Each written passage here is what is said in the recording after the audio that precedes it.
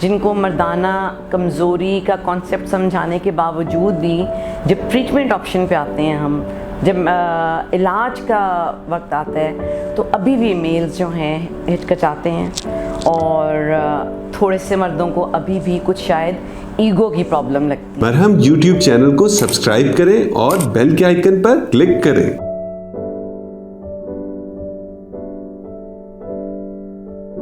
जी अस्सलाम वालेकुम, doctor Samra Amin Chaudhary, andrologist from Lahore. कैसे हैं आप लोग? आज एक दफ़ा फिर से मैं मेल इनफर्टिलिटी पे बात करना चाहूँगी, क्योंकि अभी तक मुझे जो तकलीफ़ होती है कि इतनी प्रोपोर्शन ऑफ पॉपुलेशन है, इतने लोग हैं जिनको मर्दाना कमज़ोरी का कॉन्सेप्ट समझाने के बावजूद भी जब ट्रीटमेंट ऑप्शन पे आते हैं हम, जब इलाज का वक्त आता है, तो अभी भी मेल्स जो हैं हिचकिचाते हैं और थोड़े से मर्दों को अभी भी कुछ शायद ईगो की प्रॉब्लम लगती है। ऐसी बात नहीं है, मर्द इंसान है और आजकल अब इनफर्टिलिटी ज़्यादा मर्दों की तरफ से आ रही है, तो फिर आगे जनरेशन्स कैसे चलेंगी? ठीक है, मेल्स तो पहले ही कम हैं और अगर वो इलाज भी ना कराएं तो फिर आगे भी तो हमने मर्द बच्चे पैदा करने हैं। तो अपनी स्पिरिट्स को हाई रखें और अगर कोई प्रॉब्लम निकलती भी है और वो ट्रीटेबल भी है तो खुदा के लिए उसको ट्रीट करवाएं। ठीक है, it's a request to all my brothers and all जो भी देख रहे हैं, मेरे मुझसे बड़े हैं या मुझसे छोटे हैं या नई शादीशुदा ज़िंदगी गुजार रहे हैं। कॉजेज़ क्या हैं मेल इनफर्टिलिटी के?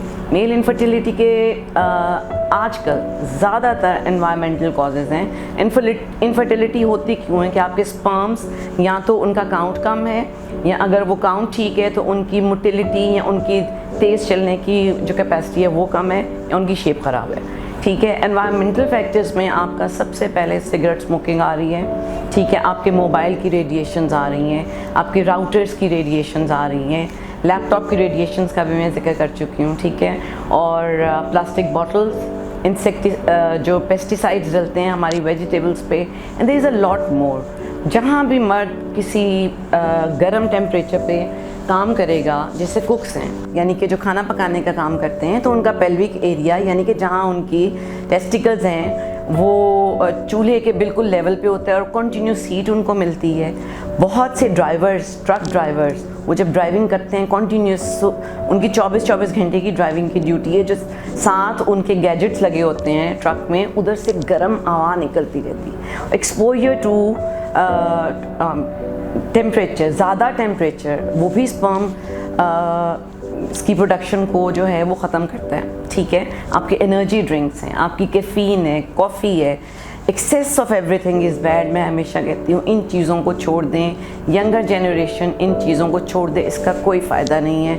मेरे पास लड़के आ रहे हैं वो 2.5 पैकेट स्मोकिंग के कर रहे हैं, प्लीज़ छोड़ दें, स्पर्म्स ख़त्म हो जाएंगे और हो भी रहे हैं। ठीक है, और उसके अलावा आपके हार्मोन्स हैं, हार्मोनल चेंजेस आ जाती हैं। अगर कोई भी हार्मोन, टेस्टोस्टेरोन, FSH और LH 3 हार्मोन्स हैं, इनमें कमी बेशी हो जाए तो इनफर्टिलिटी आ जाती है। ठीक है, और एक वेस्कुलर डिसऑर्डर है वेरिकोसील, जो कि सबसे बड़ा कॉज है इस वक्त मेल इनफर्टिलिटी का।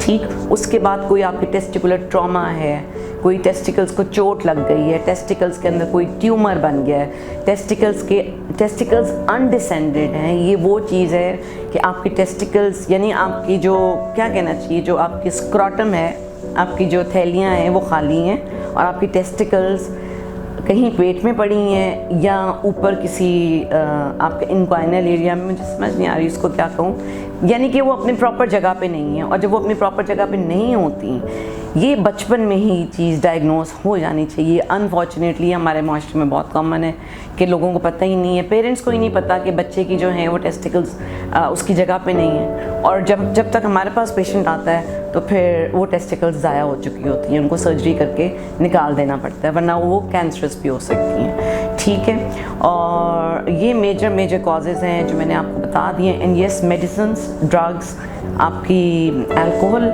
बहुत लोग अल्कोहल के साथ आ रहे हैं, अल्कोहल मत पिएं, ये आपके इनफर्टिलिटी कर देगी। और जितनी भी ये जो आपकी चर्च और ये जो आप लोग पार्टीज़ में यूज़ कर रहे हैं चीज़ें, सब चीज़ें लेटर ऑन आपको इनफर्टाइल मेल बना देंगी।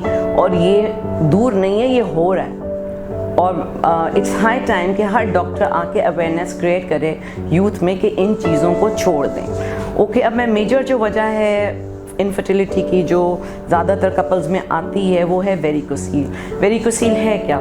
शरेयानों का एक गुच्छा है, ठीक है, वो आपके टेस्टिकल्स के इर्द गिर्द शरेयाने या वेन्स, उनकी वॉल बहुत पतली होती है, वो किसी भी वजह से फूल सकती हैं, ठीक है, क्योंकि हैंगिंग ऑर्गन्स एंड ग्रेविटी का उसके ऊपर इफेक्ट आता है, तो शरेयाने फूल जाती हैं। वो शरेयाने करती क्या हैं? वो शरेयाने आहिस्ता आहिस्ता आपको आपके स्पर्म्स तक ऑक्सीजन भी नहीं जाने देती और डेंजरस केमिकल्स भी फेंकती हैं, ठीक है। उससे उसका नतीजा ये है कि पहले स्पर्म्स की तेज़ चलने वाले स्पर्म्स इफेक्ट होते हैं, फिर स्पर्म काउंट ही इफेक्ट हो जाता है और मर्द जो है वो बच्चा पैदा करने की कैपेसिटी से महरूम हो जाता है। इसके सिम्टम्स क्या हैं वेरिकोसील के? वेरिकोसील के कई दफ़ा 50% केसेस में कोई सिम्टम नहीं होता, ठीक है, इसलिए मर्द को पता ही नहीं होता कि मेरे अंदर भी कोई प्रॉब्लम है, और वो शादी के बाद ही जब वो टेस्ट कराने के लिए जाते हैं, अगर डॉक्टर गायनी की कह दें तो उनका सीमेन एनालिसिस हो जाएगा, वरना तो वो बड़े वेरिकोसील वो 0 स्पर्म काउंट कर देती है, ठीक है। इसकी अर्ली डिटेक्शन ही सबसे बड़ी चीज़ है, इस तक पहुंचना और इसको डायग्नोज करना सबसे इम्पॉर्टेंट स्टेप है। और इसकी ट्रीटमेंट में क्या आता है कि इसमें हम सप्लीमेंट्स देते हैं, इसमें हम पेशेंट्स को एटलीस्ट फॉर 6 मंथ्स सप्लीमेंट्स, और ट्रीटमेंट इसकी है सर्जरी भी है, और कौन सी माइक्रो सर्जरी हम लोग प्रेफर करते हैं, उसमें 1 दिन के लिए हॉस्पिटल का स्टे है, और बहुत छोटी सी सर्जरी है। सर्जरी के नाम पे मर्द घबरा जाते हैं कि मेरी भी सर्जरी होगी, यानी कि मैं इतना बांझ हो गया हूँ कि मेरी सर्जरी होनी पड़ेगी। आधे दिन का प्रोसीजर है और आपने लाइफ लॉन्ग फिर आपकी स्पर्म्स की क्वालिटी और क्वांटिटी ठीक हो जाएगी, आपको IVF टेक्निक से बच जाएंगे, आपको और कोई प्रॉब्लम नहीं होगी आप अगर ये सर्जरी करवा लें। और मैं प्रेफर करती हूँ माइक्रो सर्जिकल वेरिकोसिलेक्टमी को। इसके अलावा एम्बोलाइजेशन का प्रोसीजर भी है जो कि सर्जरी के बगैर है, मगर उसमें मुझे लगता है कि उसमें जो है रीअकरेंस के चांसेस ज़्यादा हैं, वेरिकोसील वहीं की वहीं रह जाती है और पेशेंट समझता है मेरी सर्जरी हो गई है। तो प्लीज़ वेरिकोसील को जब भी आपको डिटेक्ट हो, आपको ऐसा लगे कि आपकी टेस्टिकल्स में पेन है, कभी डॉक्टर के पास आएँ। आपके टेस्टिकल्स में कोई बैग ऑफ वर्म्स आपको फील हुआ है, प्लीज़ अपने एंड्रोलॉजिस्ट के पास आएँ, ठीक है। और जैसे अगर नहीं भी आ सकते, प्लीज़ अपना एक सीमन एनालिसिस और एक स्क्रॉटल अल्ट्रासाउंड कहीं से भी किसी अच्छी लैब से ज़रूर करवा लें।